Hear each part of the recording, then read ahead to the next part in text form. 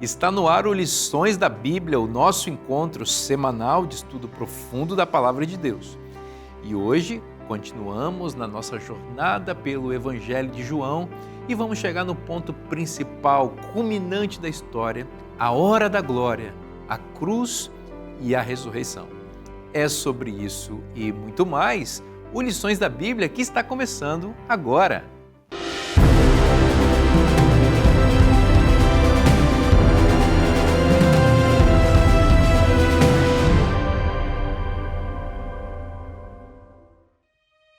As bênçãos reservadas a quem estuda a Palavra de Deus são visíveis a todos que se dedicam a esse hábito transformador.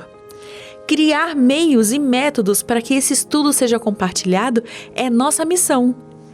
Na TV Novo Tempo, levamos essa responsabilidade a sério. É por isso que o programa Lições da Bíblia está no ar há mais de 9 anos. Toda semana, o pastor Vinícius Mendes e seus convidados, especialistas no estudo das Escrituras, compartilham conhecimento, trazendo um estudo profundo e acessível para enriquecer a vida espiritual de cada espectador. O programa Lições da Bíblia, ele é muito importante para a grade de programação da TV Novo Tempo, porque ele é um programa que estuda a Bíblia de forma sistemática. Então, quando a gente está pensando neste programa, produzindo este programa, nós queremos que os nossos telespectadores, eles tenham o melhor conteúdo e a melhor forma de estudar a Bíblia. Nós somos uns apaixonados pela Palavra de Deus, entendemos a importância da Bíblia, o valor dela e o que ela faz na nossa vida. A gente sabe o que ela fez na nossa vida, o que continua fazendo e o impacto que ela poderia ter na vida das pessoas. Então a gente faz o programa, toda sexta-feira vai ao ar, para que as pessoas entendam, olha, eu preciso me aprofundar mais na Palavra de Deus, eu preciso conhecer mais isso, eu preciso ir à Bíblia por mim mesmo. E eu gosto de assistir o Lições da Bíblia até hoje, ainda mais agora na configuração como ela está, porque sempre tem várias pessoas participando da conversa e sempre tem um especialista. Então, quando o especialista sobre o assunto ele fala, ele traz muito conhecimento que às vezes a gente não consegue captar lendo sozinho a lição. Ele é um dos, dentro da grade da TV Novo Tempo, um dos que traz mais conhecimento bíblico, mas não só bíblico. Ele também traz um conhecimento teológico muito profundo. Pessoas com estudos profundos no original do tema, como o Dr. Siqueira, que é um especialista nesse tema. É um professor que ministra essa matéria há décadas. Então, para ele, aquilo fluía, ele abria a Bíblia e os irmãos, de forma simples, porque era para um público que ia compartilhar também. Então, para mim foi uma experiência interessante poder refletir um pouco sobre a lição, mas especialmente ver como eles reagiam em relação com o tema ali. Então, no sentido de aprender alguma coisa com eles e ver a interpretação que eles fizeram. Então, foi como se fosse uma classe da escola sabatina entre amigos. O programa Lições da Bíblia existe para estimular as pessoas a estudar a Bíblia.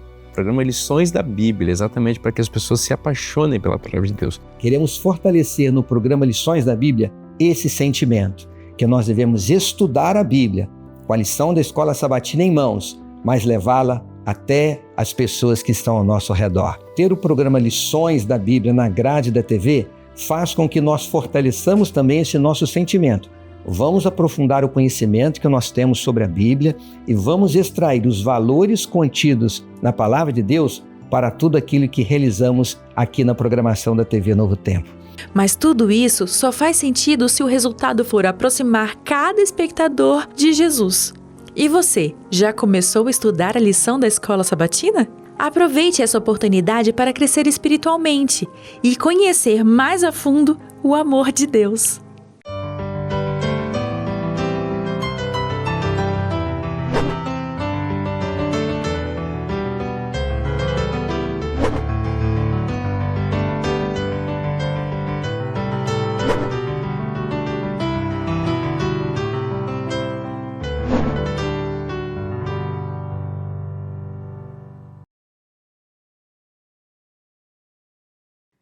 Eu já estou aqui na boa companhia dos meus amigos que já estão à mesa para a gente compartilhar com você o conhecimento da Palavra de Deus. Muito obrigado pela sua audiência, pela sua companhia, por nos receber na sua casa ou em qualquer lugar em que você esteja assistindo esse programa esperando a palavra de Deus. Bom, eu passo a apresentar a vocês mais uma vez esses amigos queridos que estão conosco ao longo dessa temporada. Aqui à minha esquerda, o pastor Elias Brenha. Amigo, seja bem-vindo.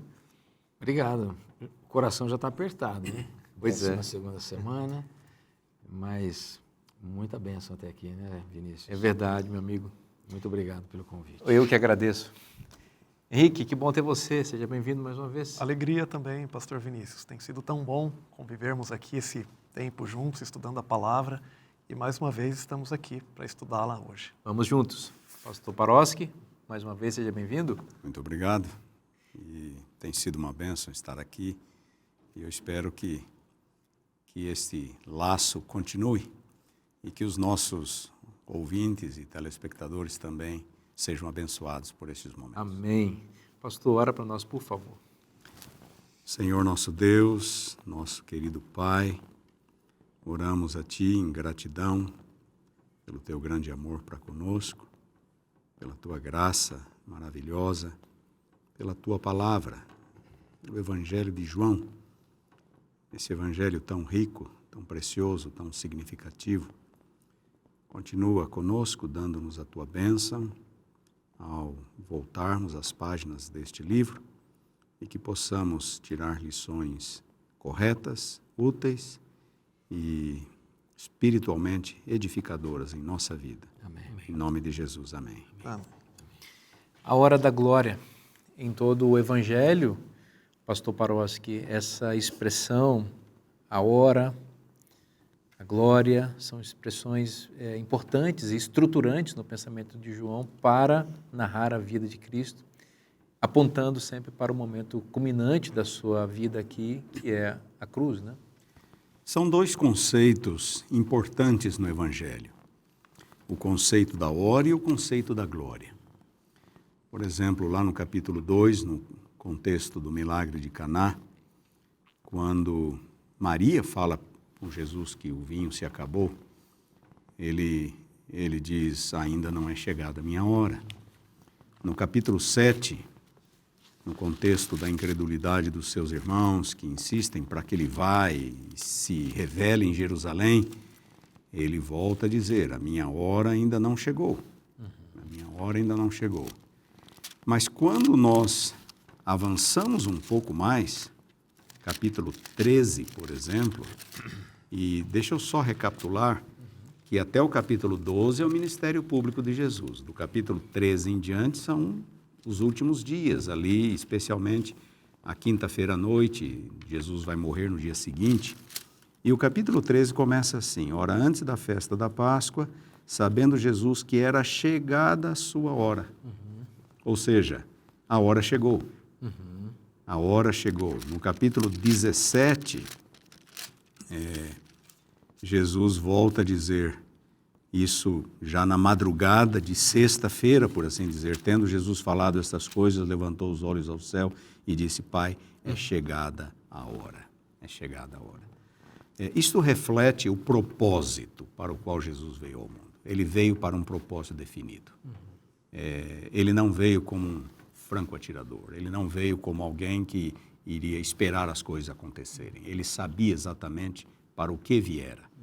E ele sabia qual era o momento específico em que as coisas iriam finalmente acontecer, ou seja, a sua morte. Neste contexto, nós também introduzimos o conceito de glória. No final do capítulo 13,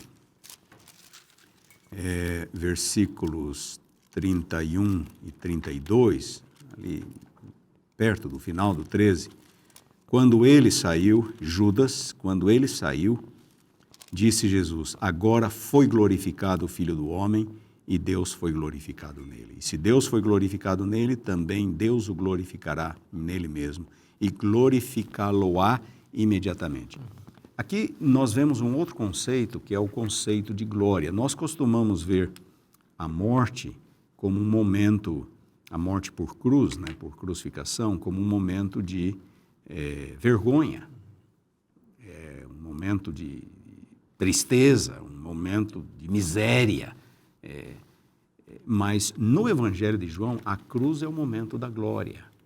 Por quê? Porque para isso Jesus veio ao mundo. Ele havia vindo com esse propósito. Então, aquilo que poderia ter sido, que seria normalmente visto como um momento de vergonha, Jesus, ou o Evangelho de João apresenta como um momento de glória. É o momento em que o propósito é alcançado, o propósito da vinda de Jesus. No capítulo 17 também, Jesus volta a dizer, chegada a hora, versículo 1, glorifica teu filho para que o filho te glorifique a ti.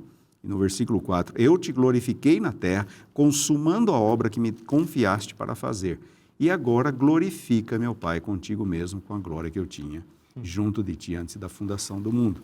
Então, a morte de Cristo é um momento de glória porque é a consumação do plano redentor. E o que é esta glória? Essa glória é um pacote que envolve morte, ressurreição, ascensão, em que ele reavê a glória passada, que ele sempre tivera junto do Pai. O ponto maior aqui é destacarmos que Jesus veio para este propósito, e esse propósito é um momento glorioso que une a eternidade ao presente, une o universo à terra. Tudo é trazido de volta para Deus pela morte de Cristo. Esse é um momento glorioso. E é muito curioso também pensarmos, pastor Paroski, nessa linha que há uma lógica invertida nossa, como seres humanos pecadores, em relação à lógica de Deus, né? Como o senhor disse a princípio, as pessoas tendem a olhar, e os gregos principalmente, o apóstolo Paulo vai dizer isso, né? Que a cruz é uma loucura, uma vergonha, né? Porque essa é a tendência humana de enxergar aquilo que ocorreu ali. Mas para a ótica divina, no planejamento da salvação, a cruz é o momento mais glorioso de Cristo. Por quê? Exatamente porque a glória, como o senhor mencionou e explicou, a glória de Deus se cumpriu na salvação da humanidade e na vindicação do caráter de Deus. É na cruz que o caráter de Deus, o amor de Deus, o propósito soberano de Deus se revelam de forma absoluta, clara, inequívoca. Agora, é interessante que Deus usa instrumentos, né, para concretização dos seus planos e dos seus propósitos. Assim, da mesma forma que a vinda de Cristo veio com um propósito, né, bem colocado aqui, basicamente bem explanado aqui pelo pastor Paroski, eu fico pensando que uma vida sem propósito é uma vida sem direção, né? Na vida humana, se você não tem um propósito, você não chega a lugar nenhum. E a vinda de Cristo foi proposital, né? O propósito está bem claro aqui no verso oro, inclusive, da lição. João 18, 37, aonde Deus também usa, e eu imagino que Pilatos aqui, ele cumpriu um propósito de Deus. Ele cumpriu um propósito de Deus, né? Apesar da gente olhar, por exemplo, algumas questões que envolveram toda aquela questão enquanto Jesus estava diante de Pilatos, mas você percebe que os propósitos divinos estavam sendo cumpridos ali, né? Então, quando você vê aqui, olha, Pilatos perguntando, São João 18, 37. Então, você é rei? Jesus respondeu, o Senhor está dizendo que sou rei. Não é? Então, ele devolve até porque se ele afirmasse ele ali naquele momento, que ele era o rei mesmo, ele poderia até atrapalhar os propósitos, né? E ele não queria. Isso poderia surgir uma insurreição ali muito forte, porque o que as pessoas queriam? Elas queriam mesmo que Jesus se proclamasse rei. A gente já viu isso em lições anteriores. Mas ele não tinha a concepção desse rei que as pessoas queriam que ele fosse. Então ele devolve para Pilatos, né? Mas uma frase aqui é extraordinária. Eu para isso nasci e para isso vim ao mundo, a fim de dar testemunho da verdade. E todo aquele que é da verdade ouve a minha voz. Então note, a gente percebe aqui o propósito divino, né? Ou seja, a vinda de Cristo, ela não foi acidental, né? Mas parte de um plano divino, do propósito da divindade. E essa palavra tem que ficar muito forte aqui na nossa discussão hoje, porque não seria sem propósito que tudo o que aconteceu fosse realidade. Tinha um propósito, né? Ou seja, mas também o que estava por trás desse propósito era dar testemunho da verdade, né? E a gente vai ver exatamente o conceito disso na lição agora, na sequência, não é? O que é verdade, né? O que é verdade? A gente poderia entender bem esse conceito se nós tivéssemos uma visão bem assertiva de Jesus, né? Mas o mundo não tem essa concepção da verdade. Tem? Não tem. Hoje a gente vive um processo bem difícil. Tudo é relativo, a verdade não é verdade, o que é para você verdade não é para mim.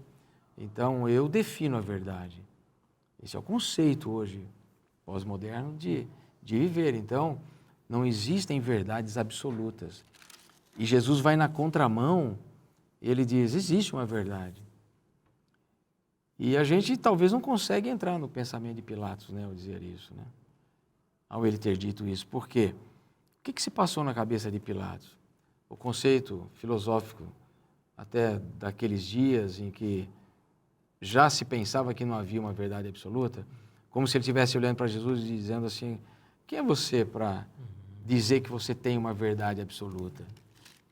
Ou poderia ser também um desespero que bateu na vida diante de toda a complexidade daquele processo, onde ele olhava para Jesus e não via culpa. Mas chegava para a multidão dizia, crucifica. Dentro da discussão que havia entre os filósofos, parece até que havia mais prazer em ter a dúvida do que ter a própria verdade. O que não é diferente em nossos dias hoje. De alguma maneira parece que em algum momento há mais desejo de compartilhar aquilo que é a dúvida do que de fato de crer em uma verdade. E nós sabemos que a verdade é Cristo e está aqui revelada. Ele revela algo muito importante nesse diálogo também. Nós podemos ver aqui no verso 36, vou ler o verso 35 para dar o contexto. Replicou Pilatos, porventura, sou judeu, a tua própria gente, os principais sacerdotes é que te entregaram a mim. Que fizeste? Respondeu Jesus, o meu reino não é deste mundo. Ou seja, se o reino dele não é desse mundo, existe um reino e ele é rei. O verso 37, Pilatos, ele pergunta, então lhe disse Pilatos, logo, tu és rei? E aí entra no texto que o pastor Brenha já mencionou, tu dizes, para isso eu nasci, para isso vim ao mundo. Eu destaco aqui que antes de existir qualquer reino dessa terra, já existia um reino. E depois que passarem todos os reinos dessa terra, continuará existindo um reino. Posso fazer aqui uma conexão com Daniel 2:44, um texto tão especial para nós como Igreja Adventista. No verso 44, na explicação da profecia, finalzinho diz, mas nos dias destes reis, inclusive o de Roma, naquele momento, o Deus do céu suscitará um reino que não será jamais destruído. Esse reino não passará a outro povo. Esmiuçará e consumirá todos estes reinos, mas ele mesmo subsistirá para sempre. Existe um reino que já existia antes desse momento histórico, que continuará existindo depois.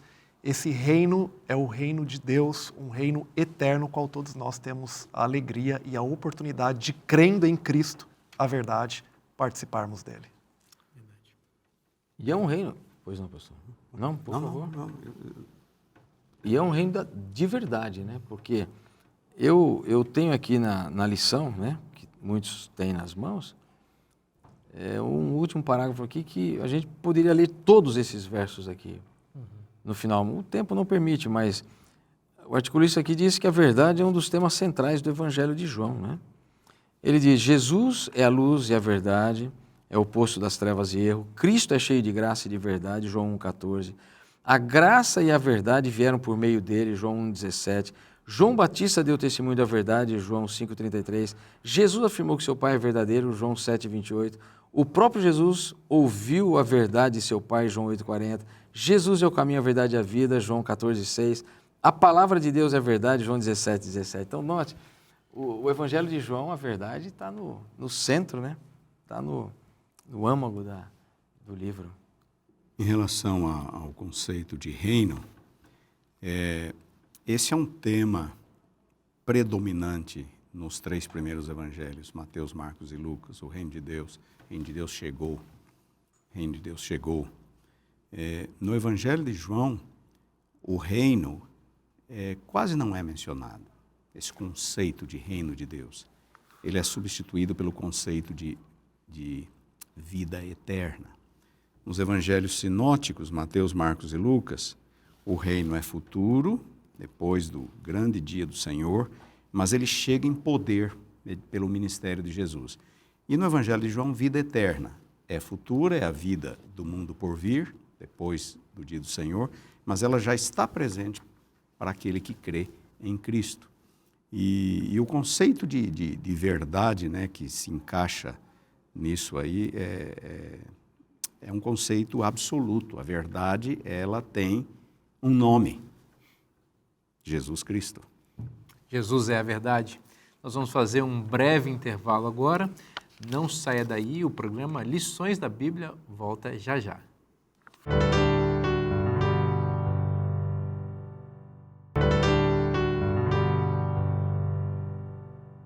Estamos de volta com o programa Lições da Bíblia para continuar compartilhando a palavra de Deus com você.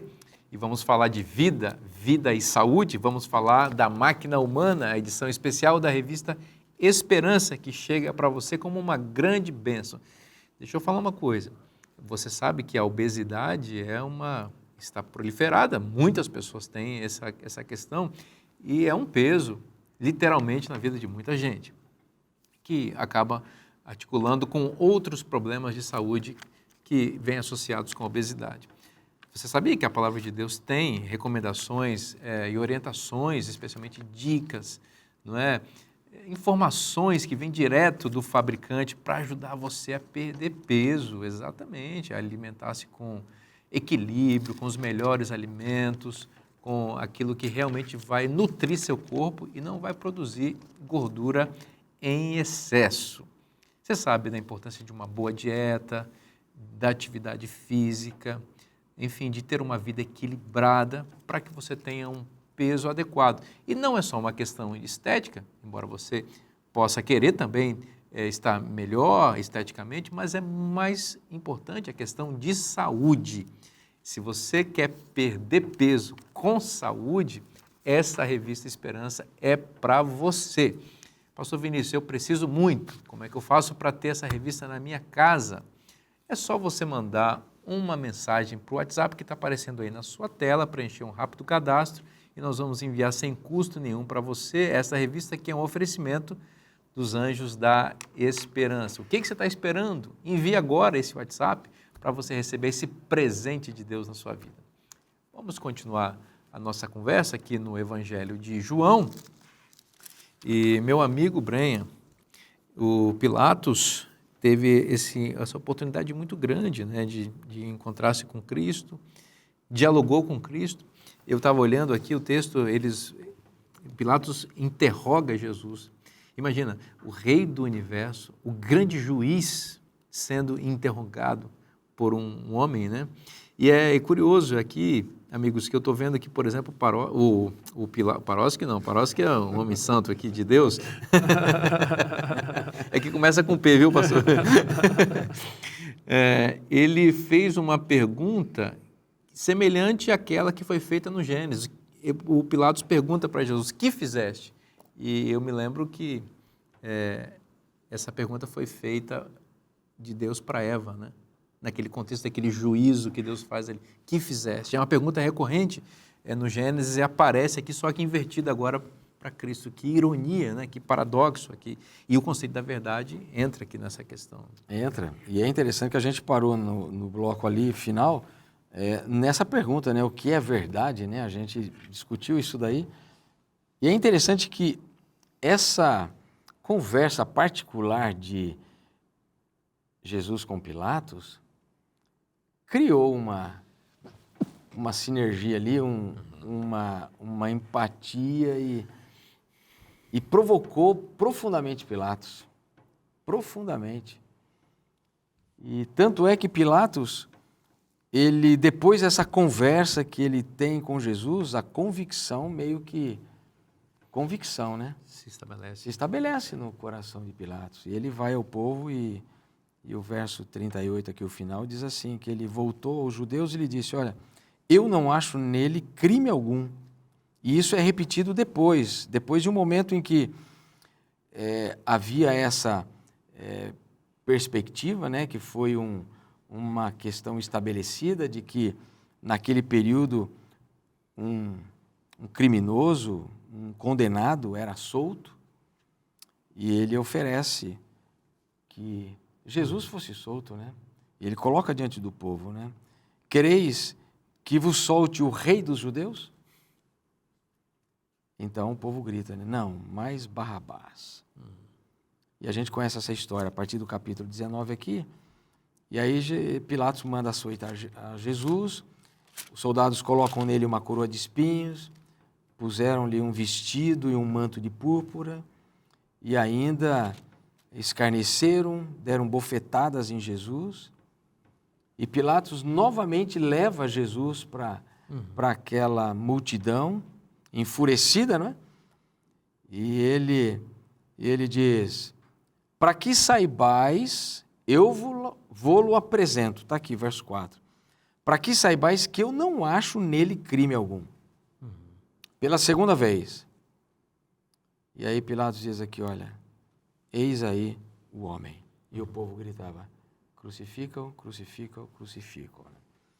Então, deixa eu ler apenas um parágrafo aqui de um livro de Ellen White, O Desejado de Todas as Nações, página 580. Ellen White, veja a descrição dela sobre esse momento. Ela diz assim, quando o Salvador foi levado para o tribunal, Pilatos o olhou de maneira nada amistosa. O governador romano havia sido chamado às pressas de seu quarto e decidiu fazer o trabalho o mais rapidamente possível. Estava preparado para tratar o preso com todo o rigor. Com a mais severa fisionomia, voltou-se para ver que tipo de homem interrogaria e por que fora despertado tão cedo de seu repouso. Sabia que seria alguém que as autoridades judaicas estavam ansiosas para ver julgado e punido o quanto antes. Pilatos olhou para o guarda que estava com Jesus e depois seu olhar se dirigiu atentamente para Cristo. Ele já havia tido que lidar com todos os tipos de criminosos, mas nunca antes fora levado à presença de um homem com tais traços de bondade e nobreza. Não via em seu rosto qualquer vestígio de culpa ou expressão de temor. Nenhuma atitude ousada o desafiara. Viu um homem calmo e digno, cujo rosto não aparentava e nem apresentava as marcas de um criminoso, mas as marcas do céu. Que descrição incrível, né? Eu fico pensando nisso e vejo que Pilatos teve a grande oportunidade da vida dele, mas não se rendeu. Ter convicção não é tudo. Se eu não permito o Espírito Santo agir na minha vida, eu nunca vou ter eu nunca vou me dobrar diante das minhas próprias convicções, desejos e vou entrar no clima da maioria e da multidão.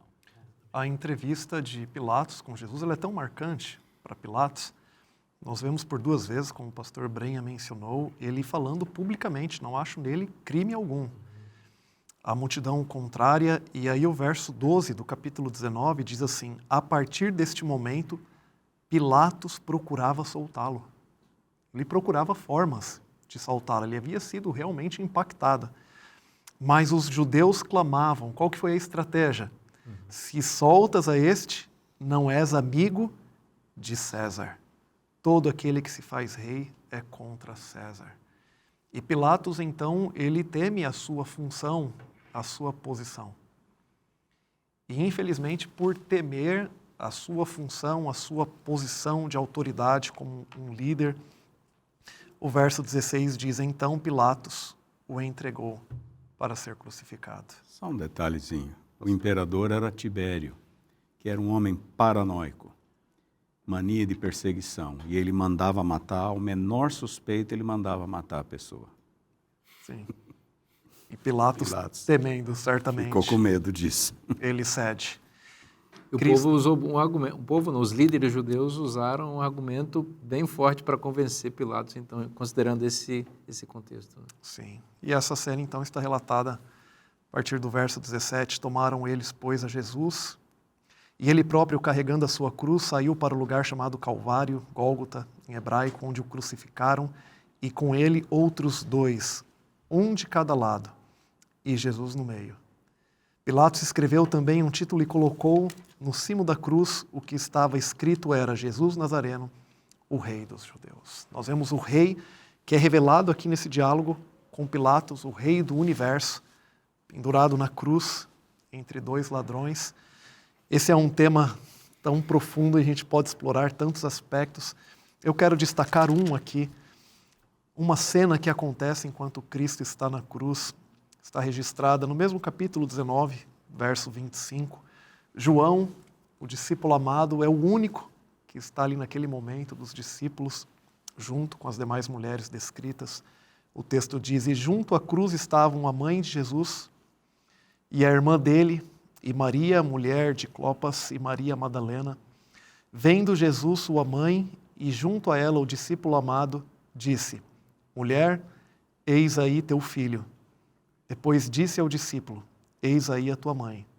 Dessa hora em diante, o discípulo a tomou para casa. Nós vemos aqui uma das últimas lições de Cristo, pendurado já numa cruz, a lição do nosso dever filial, do compromisso que nós temos em relação aos nossos pais nesse momento, em relação à sua mãe viva. E ele mostra aqui o amor que ele tinha, o cuidado, a abnegação, de pedir que para na sua ausência, um dos discípulos, o discípulo amado João, ele estivesse cuidando da sua mãe. E daqui em diante, a narrativa ela chega até aquela frase e a gente pode talvez explorar um pouquinho mais quando Cristo afirma, está consumado. Eu antes de entrar nesse ponto, enquanto vocês estão mencionando essa questão do diálogo entre Pilatos e Jesus, para mim é inevitável que ver essa história à luz de Gênesis 3, como se elas estivessem em paralelo ali. Em Gênesis 3 nós encontramos as perguntas que Deus vai fazendo ao ser humano, ao homem e à mulher. O que fizeste? Comeste do fruto que eu disse que não era comer? Onde estás? É um inquérito que Deus está fazendo. E esse inquérito é regido por perguntas. O ser humano o homem e a mulher estão nus ali, porque tinham acabado de comer do fruto proibido, estão conscientes da sua nudez. Aqui nós encontramos Pilatos fazendo perguntas para Cristo, ele também está nessa condição vergonhosa de nudez. As perguntas parecem que vão se assemelhando, né? E o final, lá em Gênesis 3, é o anúncio da promessa de que um descendente da mulher viria para vencer aquele conflito contra a serpente. E eles são expulsos do Éden.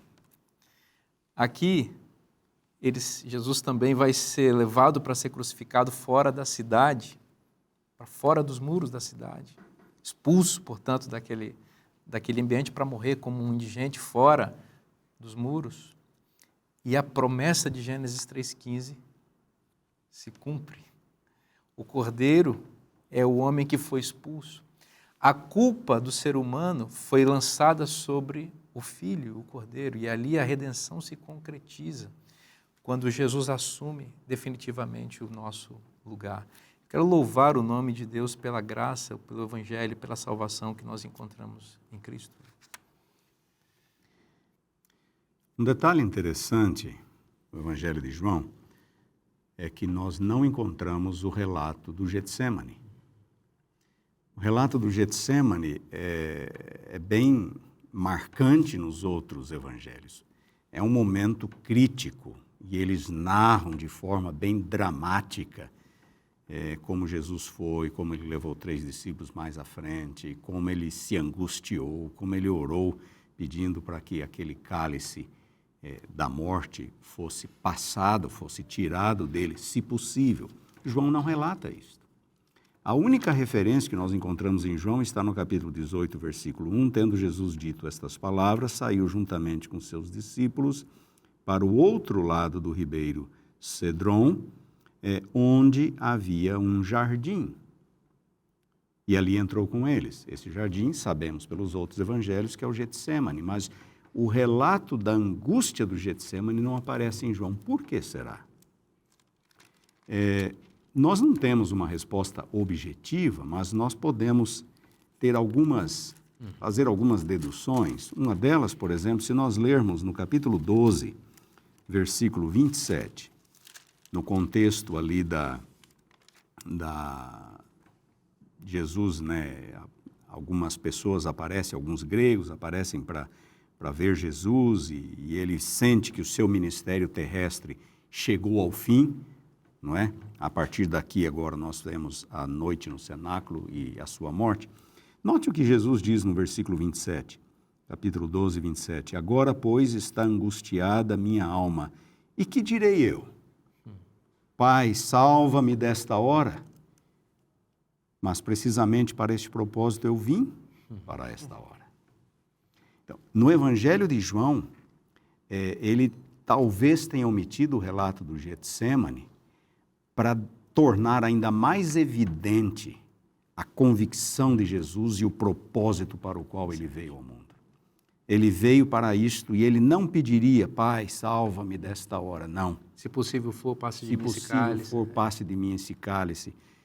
João aqui, ele quer destacar o propósito e o comprometimento de Jesus com o propósito pelo qual ele vier ao mundo.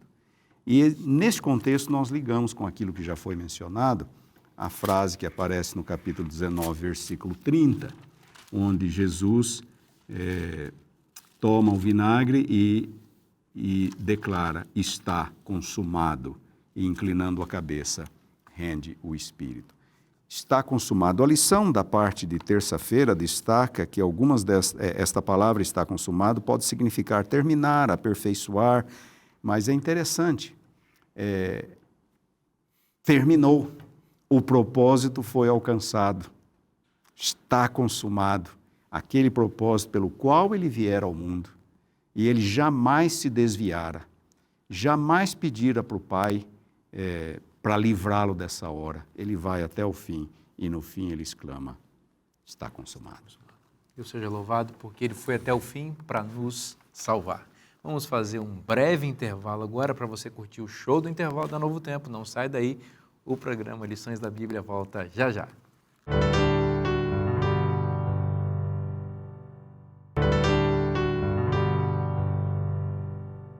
Já estamos de volta agora para o último bloco do programa Lições da Bíblia, para continuar compartilhando a Palavra de Deus com você.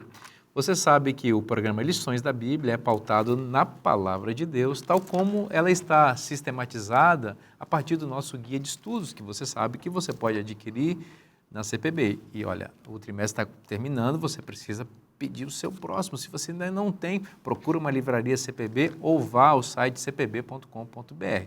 Isso para você ter o livro físico e ter todo o conteúdo disponível para você, não só durante o trimestre, mas também depois.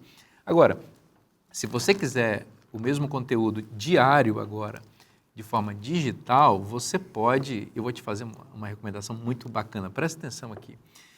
Você pode baixar para o seu celular o aplicativo 7Me. Você pode ir na loja de aplicativos do seu celular, na Apple Store, enfim, aí do seu outro celular também, do Android, e você consegue baixar esse aplicativo 7Me. É só você baixar e você vai fazer um cadastro rápido ali, você vai encontrar, inclusive, o nosso guia de estudos. Por exemplo, aqui tem uma aba, acabei de clicar aqui, estou mostrando para vocês, que é a aba Comunhão. Você vai encontrar meditações e devocionais, veja aí, você tem a Bíblia, uma série de coisas, e você tem a Escola Sabatina, dá uma olhada. Olha, aqui estão as lições. E como eu disse, você tem apenas a lição do dia. Por isso é importante você ter o seu guia de estudos assinado ou comprado, mas aqui você pode ter o acesso digital para cada dia. Você tem aqui também no 7Me livros digitais, você tem o Novinário Adventista, uma série de conteúdos muito legais, completamente gratuitos. Você só precisa baixar o aplicativo 7Me para o seu celular, tá Tá bom? Fica a nossa dica, a nossa recomendação. Você só não pode ficar sem a palavra de Deus. Pastor Parossi, no bloco anterior nós estávamos falando sobre o está consumado. O senhor terminou o bloco mencionando essa frase extraordinária de Cristo, está consumado. Traz um pouquinho para a gente do original, da frase em grego, o significado dela e o significado mais amplo teológico que essa expressão tem. Essa expressão, está consumado, em grego, na verdade, é uma única palavra. É a palavra tetelestai. E é interessante que nos dias de Jesus, esta palavra era usada, entre outras formas, como mais ou menos a gente usa hoje o carimbo pago. Quando a gente faz uma compra, a gente vai no caixa, paga. Hoje em dia as coisas já estão mudando um pouco, está ficando tudo meio digitalizado, mas em alguns lugares ainda se coloca um carimbo lá na nota, no pedido, no recibo, pago. E essa palavra era usada com esse sentido nos dias de Jesus. Essa era uma das formas em que esta palavra era usada, tetelestai. O que Jesus pagou na cruz? Ele pagou o preço pela salvação do homem. Jesus morreu em lugar do homem. Ele pagou a pena, o castigo que nos traz a paz. Estava sobre ele, diz Isaías. E foi isso que Jesus fez na cruz. Ele pagou, o preço foi pago em sua totalidade. E isso nos confronta agora, nós nos confrontamos com um outro ponto, que é a questão da ressurreição. A morte de Jesus morreu não porque ele tinha pecado. Se ele tivesse pecado, sua morte seria aquilo que ele mereceria. Aquilo que ele merecia. Mas como ele mesmo não tinha pecado, foi uma morte substitutiva, ele morreu em nosso lugar. E por conta disso, ele pôde reviver, ele pôde voltar à vida. No capítulo 10, nos versículos 17 e 18, note o que Jesus diz: por isso o Pai me ama, porque eu dou a minha vida para reassumi-la. Ninguém a tira de mim. Jesus não foi morto. Ele deu a sua vida. Ele deu a sua vida. Não foi a cruz, não foram os cravos, não foi a lança, não foi a coroa de espinhos. Jesus deu a sua vida pelos nossos pecados. Foi um ato voluntário. Ninguém a tira de mim, pelo contrário, eu espontaneamente a dou. E agora ele diz: eu tenho autoridade para a entregar e para reavê-la. Este mandado eu recebi de meu Pai. Jesus veio com este propósito. E Deus falou: você vai e você está autorizado a dar a sua vida pelo resgate da humanidade. E uma vez completado, você vai reviver. Que coisa maravilhosa. Você vai viver. Eu tenho autoridade para dar e autoridade para voltar a viver, para reaver a minha vida. E isto está de acordo com o plano do Pai. Eu recebi esse propósito. E foi por isso que Jesus saiu do túmulo, depois de 3 dias, no evento mais extraordinário jamais ocorrido neste universo. A ressurreição de Cristo é o evento mais extraordinário já ocorrido neste universo. Pastor, eu preciso te perguntar isso porque, diante dessa profundidade, e aproveitando a sua presença como um teólogo, especialista, alguém pode estar perguntando: mas Jesus, a tese de João é que Jesus é Deus, e aqui nós estamos diante da morte de Jesus, e a pergunta: Deus morre? Como nós podemos explicar isso para alguém que precisa entender isso de forma simples? Você gosta de fazer pergunta difícil, né, pastor? Pastor, nós não entendemos muita coisa do plano da redenção. Como foi que Deus pôde se tornar homem? A Bíblia não explica, ela apenas declara o fato. E sabemos que Jesus, como homem, continuava sendo Deus. Falamos isso em lições anteriores. Ele não era metade homem, metade Deus. Ele era 100% homem e 100% Deus. Mas ele morreu. Dizem que esse pensamento é atribuído a Lutero. Lutero teria dito o seguinte: um homem não poderia ter pago o preço pelo meu pecado. Mas, ao mesmo tempo, Deus não morre. Deus não pode morrer. Com isso, Lutero estaria tendo dificuldades para entender o mistério da cruz, e nós não vamos ser capazes de explicar o mistério da cruz.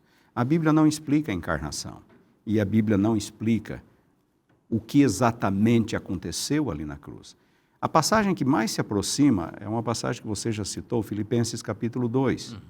Tende em vós o mesmo sentimento que houve também em Cristo Jesus, o qual, sendo em forma de Deus, não foi algo que ele usurpou, ele era Deus, ele se esvaziou, se aniquilou, tomou a forma de servo, e como servo ele morreu. Deus, feito homem, morreu. É o mais longe que a Bíblia vai, e nós temos que parar por aqui. Nós não devemos tentar explicar, tá, a divindade não morreu, ficou onde? É melhor abster-se disso, da tentação de querer explicar.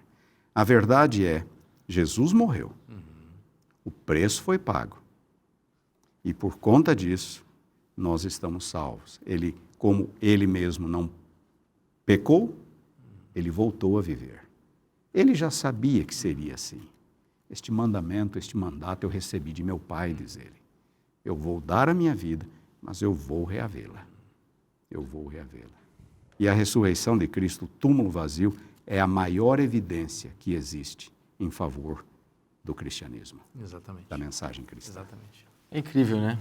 A gente ficaria horas aqui conversando e ouvindo isso, porque é uma profundidade tão grande, né? E há coisas, Vinícius, que é a fé mesmo. Você tem que aceitar pela fé algumas coisas. É verdade. E a fé, ela te dá a convicção do inexplicável, não é? E te faz acreditar que na soberania de Deus, não é? Era para ser assim. Tem coisas que nós não vamos compreender. O grande plano da salvação, a encarnação, é um mistério para a humanidade. É um mistério. E esse mistério nós talvez um dia compreenderemos. Mas isso se for da bondade de Deus nos explicar também. Porque nós vamos ter eternidade também. Vamos ter eternidade, mas mais do que isso, é a certeza que Ele nos dá, não é? Da salvação, de que o túmulo vazio, ele representa algo, como foi colocado, o evento mais extraordinário, porque se Cristo, Paulo diz, se Cristo não tivesse ressuscitado, em vão é o quê? A nossa fé. A nossa fé. Então, o que acontece? O princípio da fé, ela está embutido aqui, nesse conceito do túmulo vazio, da morte, da ressurreição, da ascensão de Cristo. E é interessante que João, Pedro e Maria, eles vivenciaram eles viveram isso na prática. Maria chega na madrugada ali do primeiro dia, diz a Bíblia, está aqui no relato do capítulo 20, chega na madrugada do primeiro dia e se depara, e a Bíblia diz assim no verso 1, sendo ainda escuro, viu que a pedra estava revolvida. E aí, então, ela não entra no túmulo, mas ela percebe que tem algo diferente. E ela corre, então, e vai ao encontro de Simão Pedro e com o outro discípulo que nós sabemos, que a própria Bíblia diz a quem Jesus amava, que era o próprio João. E simplesmente ela diz, não sabemos onde o puseram. E aí Pedro e o outro discípulo, eles não eram maratonistas, né? João era mais atleta que Pedro. Mais novo. Mais novo. Mas a verdade é que ele chega na frente. E aqui vem um ponto importante, né? Quando ele chega, o que ele se abaixou ali e ele vê os lençóis de linho. Todavia, ele não entrou. Ele não teve coragem de entrar sozinho. E quando Pedro chega, os dois entram juntos dentro do túmulo. E ele viu também os lençóis e o lenço que estivera sobre a cabeça de Jesus, e não estava com os lençóis, mas deixado num lugar à parte. E aqui vem um ponto importante, o verso 8. Então entrou também o outro discípulo que chegara primeiro ao sepulcro, e aqui vem a palavra, e viu Viu e creu. e creu. É interessante, posso fazer aqui uma rápida conexão com aquilo que nós já vimos aqui em Hebreus capítulo 11, verso 1, porque olha, aqui diz que a fé é a certeza de coisas que se esperam, não é apenas a certeza de coisas que não se veem. E aqui a gente vê claramente quando diz viu e creu, a fé baseada em evidências visíveis. Coisa extraordinária, né? Jesus morreu, mas ele ressuscitou. E essa é a nossa grande esperança. Nós também podemos crer para ter vida e vida eterna em Cristo. Esse oferecimento da graça de Deus está na Bíblia. E se está na Bíblia, é bom para você.